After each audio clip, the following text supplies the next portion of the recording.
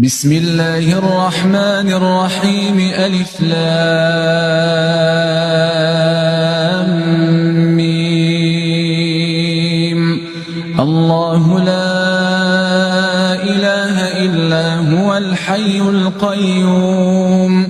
نزل عليك الكتاب بالحق مصدقا لما بين يديه وأنزل التوراة والإنجيل من قبل هدى للناس وأنزل الفرقان